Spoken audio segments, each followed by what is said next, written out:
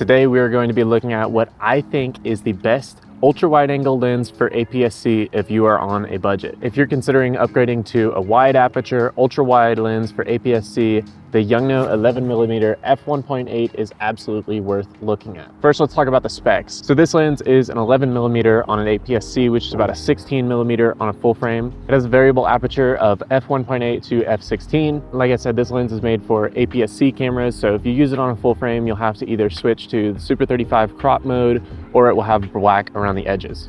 So keep that in mind. This lens is available for Sony E mount, Nikon Z mount, and Fujifilm X mount. The lens weighs in at 260 grams and is about 3 inches long by 2.5 inches wide. That makes it super light and ultra portable. The outside of the lens sports a focus ring, which is super smooth, as well as an aperture ring, which is very nice to see at this price point. The aperture ring is also able to turn on and off the click. It also has a focus hold button on this side and a switch that you can toggle between manual and autofocus, which is also very nice. There is also a USB-C input for your firmware updates. The build quality of this lens is surprisingly good, being almost completely metal on the outside. I'm definitely not worried about throwing this lens around in a camera bag. This lens has 10 glass elements inside with a 58mm filter thread on the front. It has a minimum focus distance of 0.15 meters or about 6 inches. Included with the lens is obviously the front and rear lens cap, as well as a lens hood. And there is a bundle option that you can get with this lens with a wireless remote. This is kind of interesting. We'll talk about this in just a second, but you do have the option to get this included with the lens. So let's talk about chromatic aberration. On this lens, that is not a big issue with only minor color fringing.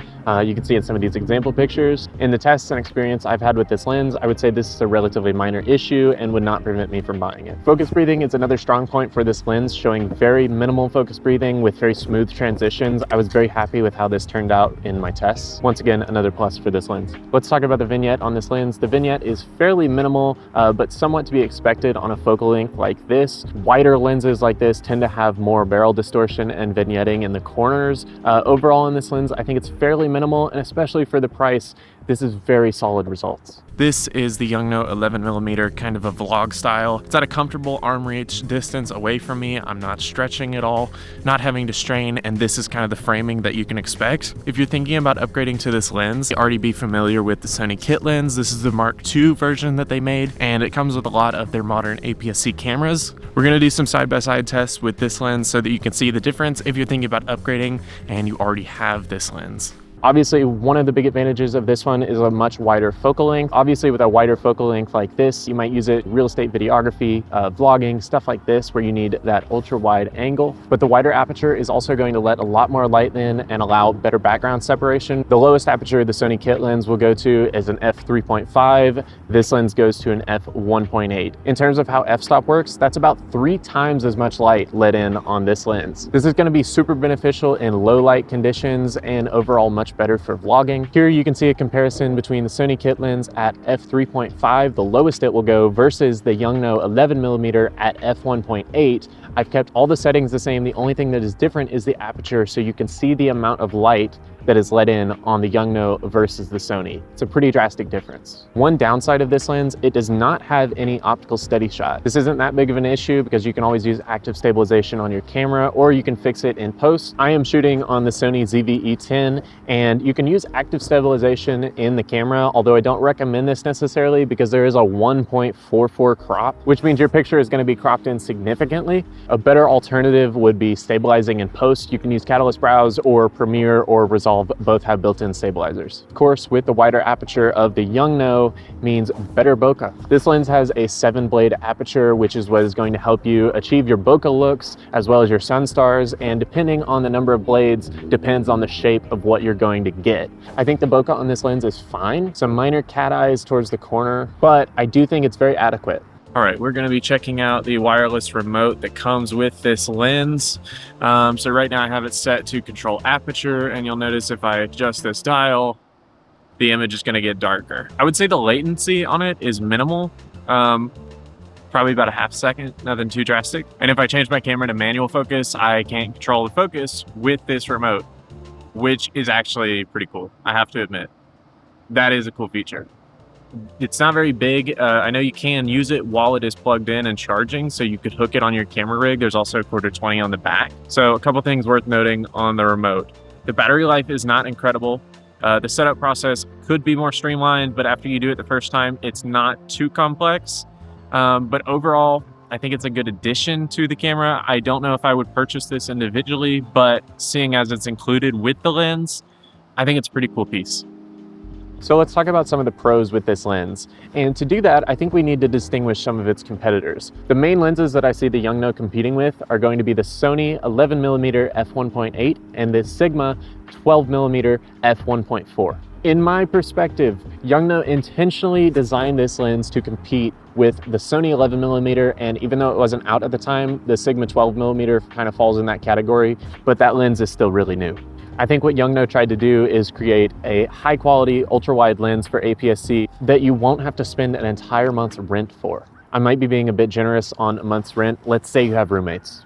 From my perspective, this lens has absolutely inserted itself into the talks of Sony and Sigma. First, let's talk about the Sony because I think that's where this lens has the biggest advantage. Specs-wise, they are absolutely identical. Both are 11mm and both are f1.8. The Sony 11mm is arguably the go-to for ultra-wide-angle APS-C lenses, but the price tag is very steep on that one. The biggest pro that this lens has on its side is the price. Right now, this lens comes in at an MSRP of $298 US.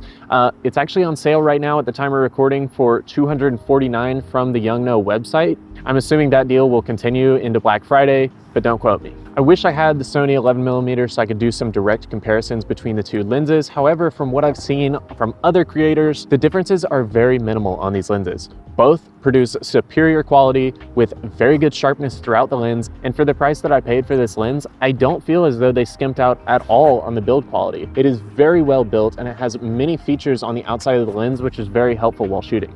The Sigma, although it is a 12mm, not an 11mm, is also going to be very similar to these lenses, the Sony and the Yongnuo, although the aperture of that lens is an f1.4. The f1.4 versus f1.8 of this lens may seem like a negligible amount, but that difference is going to let about 1.5 times more light into the lens. Although this lens is a great competitor to the Sony and I think a better alternative altogether for the price, the Sigma could be a better option if you plan on filming in low light a lot or you want even more background separation. One con of all three of these lenses is the lack of optical steady shot, and to be honest, I don't understand why.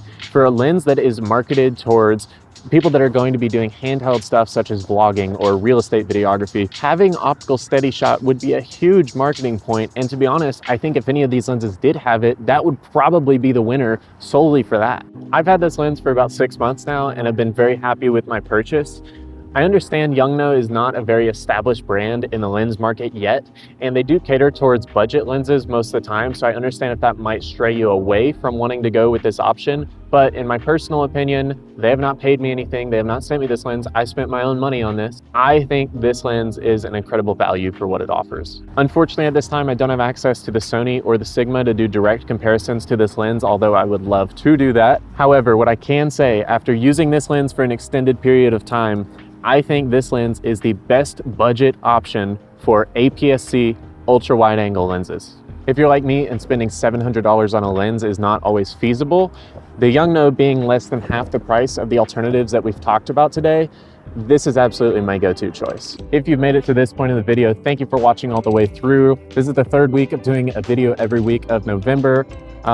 It's been a fun experience. I've been having a great time doing it. I also think I've learned a lot in the process, not only with shooting, but also with editing. I hope to continue to bring more content like this to the channel because it's something that I've been enjoying doing. If you have any recommendations of what you'd like to see, feel free to leave a comment and I'll try and do it. But that is going to be all today. Thank you for watching and I'll see you next week.